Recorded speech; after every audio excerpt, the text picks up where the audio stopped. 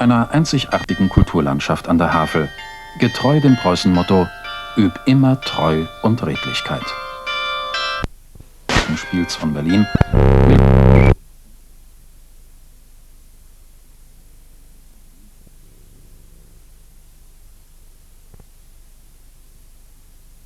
Rette Leben. Danke.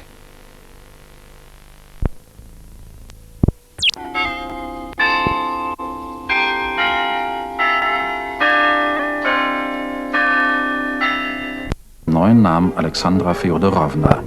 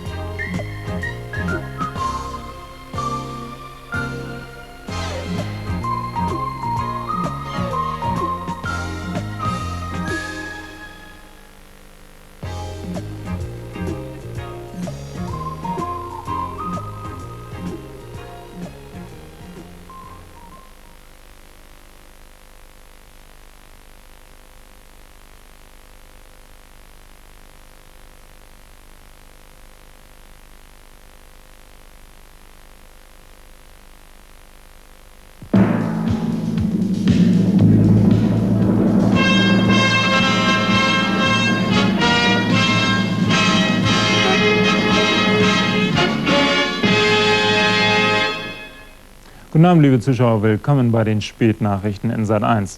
Ich hoffe, Sie haben dem Sonntag trotz des unfreundlichen Wetters noch einige schöne Stunden abbringen können.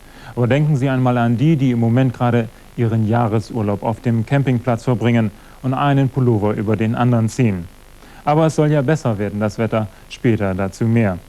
Heute konnten in Lübeck die Fans der ganz großen Segelschiffe auf ihre Kosten kommen. Vor 30 Jahren hatte es ja noch zwei der ganz großen Frachtensegler gegeben, die Passat und die Pamir. Die Pamir war 1956 gesunken, aber die Passat... Farbe, viel dunkler, farbstichig, nicht, und am Kragen so besonders. Das habe ich hier in der Hand, da kann man noch mal zu sagen, der Vogel sieht sehr gelb aus, ja. Aber das Allerwichtigste eigentlich, das sollten wir... Kiosk. Gleiche Seriennummer und die verraten. Dann können Sie mich nachher im Portemonnaie... Gustav, also CG 8.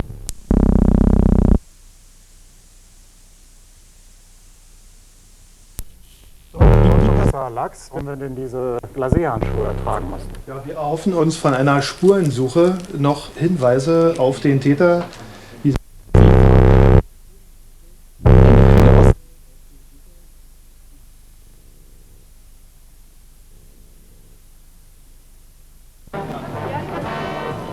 Kleinsten bewältigten noch einmal Wind und Wellen vor Kap Hoorn.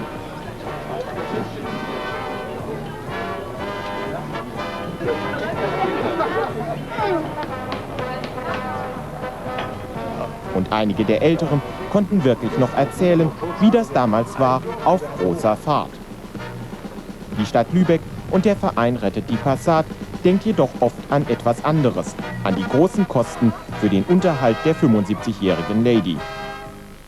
Ja, und bei 75 Jahren, da reicht natürlich kein einfaches Lifting mehr. Mehr von den Ereignissen des Tages jetzt in unserem Nachrichtenüberblick. Erste Meldung, noch keine Spur von den RAF-Bombenattentätern. München.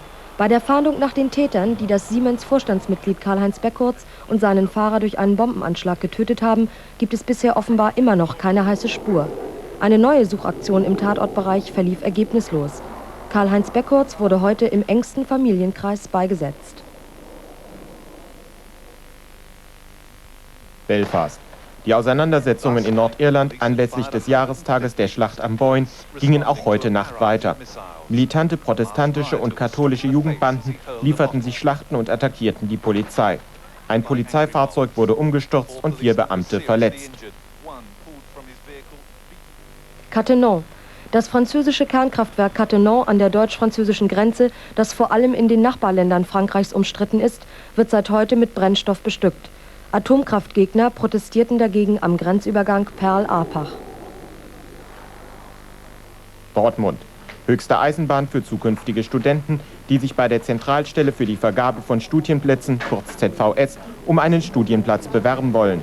Dienstag um Mitternacht läuft die Bewerbungsfrist für das kommende Wintersemester ab. New Orleans. Auch so kann man sich zu Grabe tragen lassen. New Orleans erwies mit Dixieland einem Straßentänzer die letzte Ehre, der ohne einen Penny starb. Das Jazzbegräbnis hat eine alte Tradition in der Südstaatenstadt. Diesmal wurde es Oliver Anderson zuteil, genannt Pork Chop, der in den guten alten Tagen auf der berühmten Bourbon Street tanzte. London. Für heute ist er nochmal davongekommen, aber Ende Juli muss er vor Gericht erscheinen. Boy George, 25-jähriger Sänger der Rockgruppe Culture Club, war gestern vorübergehend festgenommen worden. Jetzt hat man ihn offiziell wegen Besitzes von Heroin angeklagt. Und wenn bekannte Leute wie zum Beispiel Boy George Rauschgift nehmen, dann ist das sicherlich nicht nur deren Problem, denn gerade Popgrößen sind ja für viele Jugendliche eine Art Vorbild. Und manch Musikfan nimmt vielleicht nur deswegen die Droge, weil es sein Idol eben auch tut. Den Eltern bleibt so etwas ja meist verborgen. Wie sollen sie auf die Idee kommen, dass gerade ihr Sohn oder ihre Tochter Rauschgift nimmt? In den USA wurde jetzt ein Testverfahren entwickelt, das Rauschmittel wie Kokain oder auch Heroin sehr schnell und sehr einfach nachweisen kann. In dieser Familie gibt es bisher keine Drogenprobleme und so soll's bleiben. Dieser Test räumt Zweifel aus, daheim in den eigenen 4 Wänden, ohne aufwendige Klinikbesuche. Eine Urinprobe wird im Spezialbehälter ins Labor geschickt und dort wird sie auf Kokain, Marihuana und andere Drogen überprüft. Das Ergebnis kommt per Post in einem unauffälligen Briefumschlag. Der Nachbar braucht nichts zu erfahren. Rund 60 Mark kostet so ein Test. Das Produkt wird derzeit noch geprüft. Was halten die Jugendlichen davon? Ich würde ihn machen, schließlich habe ich nichts zu verbergen. Mir würde das nichts ausmachen. Ich finde, die Eltern sollten meinem Wort vertrauen und mich nicht testen. Wenn der Test Erfolg hat, können sich Eltern kaum noch damit herausreden, sie hätten vom Drogenkonsum ihrer Kinder nichts gewusst. Rauschgift, das ist ja ein Problem eigentlich nur in den Industrienationen. Seit gestern Abend ist eine Frau in der Bundesrepublik zu Besuch, die sich in der dritten Welt um die Ärmsten der Armen kümmert, Mutter Teresa. Heute sprach der Engel aus Kalkutta vor dem Bonner Münster zu 3500 Menschen. In ihrer Rede rief sie wiederum zur Rettung des ungeborenen Lebens auf, plädierte also gegen die Abtreibung. Befürworter des Abtreibungsparagraphen 218 störten mehrfach die Ansprache von Mutter Teresa und forderten das Selbstbestimmungsrecht der Frau über sich selbst. Trotzdem bekam die Nobelpreisträgerin oft minutenlangen Beifall. Am Nachmittag trug sie sich in das Goldene Buch der Stadt Bonn ein. Anschließend besuchte sie Bundeskanzler Helmut Kohl in dessen Privathaus in Ludwigshafen-Oggersheim. Als bekannt wurde, dass Mutter Teresa den Bundeskanzler besuchen wird, gingen bei Helmut Kohl zahlreiche Geldspenden für die 76-Jährige ein, die ihr heute überreicht wurden. Unsere Schlagzeilen: Bonn.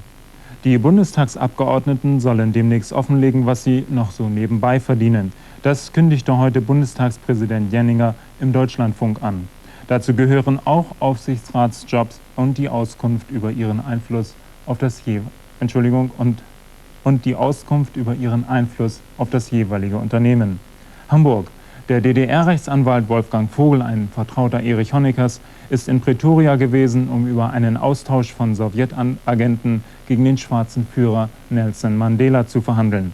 So meldet es der Spiegel in seiner morgigen Ausgabe. Möglich sei auch ein großer internationaler Austausch von Sacharow über Mandela bis hin zu deutschen Agenten. Shanghai. Der Taifun Peggy, der schon auf den Philippinen eine Spur der Verwüstung hinterließ, hat in China über 50 Menschen das Leben gekostet. Besonders schlimm wütete das Unwetter in Shanghai. Unsere letzte Meldung aus dem Ruhrgebiet mit 100 Sachen durch Oberhausen. Ein Klauer im geklauten Auto und ihm dicht auf den Fersen die Ordnungshüter im Streifenwagen. Leider vergaß der Autofan vor lauter Gasgeben das Schalten. Erst machte der Motor durch eine riesige Ölwolke auf sein drohendes Ende aufmerksam, dann gab es einen Funkenregen und schließlich zerfiel die Maschine fast in ihre Einzelteile. Das bestätigt wieder einmal das Motto: erst denken, dann Gas geben. So ein Anfängerfehler kann einem Profi natürlich nicht passieren. Und heute kam es zu 2 Autorennspektakeln. Das erste, das berühmtere, 9. Lauf der Formel-1-Weltmeisterschaft in Brands Hatch, Sieger Nigel Mansell auf Honda. Aber auch in Frankreich gab es an diesem Wochenende einen Weltmeisterschaftslauf in Grenoble, die Weltmeisterschaft der Modellrennautos. 140 Teilnehmer aus 14 Nationen kämpften gegen die Tücken des Kurses.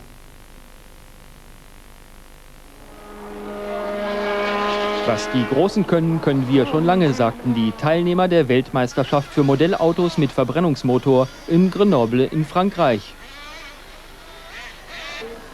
Furioser Start der Kleinen, trotz Allradantriebs wird die unebene Strecke schon einigen zum Verhängnis. Der Rest tobt weiter, spitze 80 Sachen. Die Piloten haben leichte Schwierigkeiten, die Geschosse zu kontrollieren. Hoppla! Und weiter geht's, nur Feiglinge bremsen. Die Durchschnittsgeschwindigkeit des Siegers nach 17 Runden über 265 Meter, 50 Kilometer in der Stunde. Immerhin.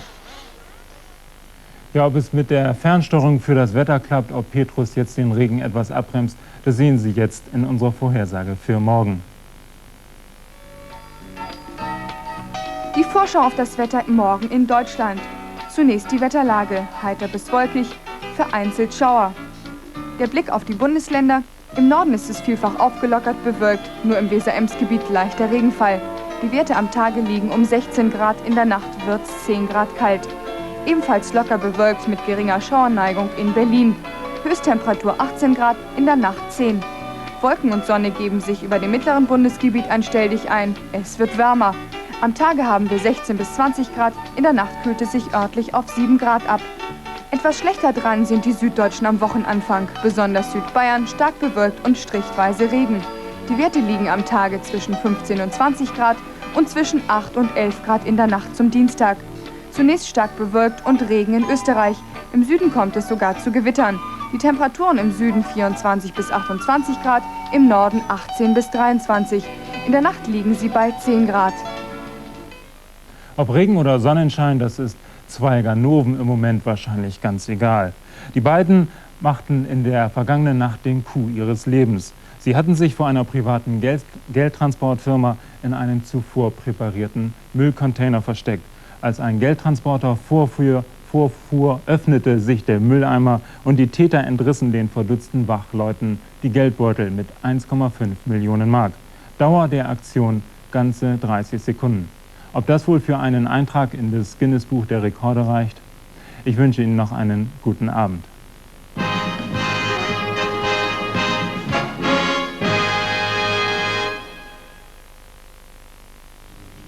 Ja, liebe Zuschauer, auch dieses Wochenende ist vorüber. Ich hoffe, Sie konnten sich gut erholen und sind nun fit für eine hoffentlich nicht zu harte Woche. Liebe Zuschauer, schlafen Sie gut. Ich wünsche Ihnen schöne Träume und eine gute Nacht.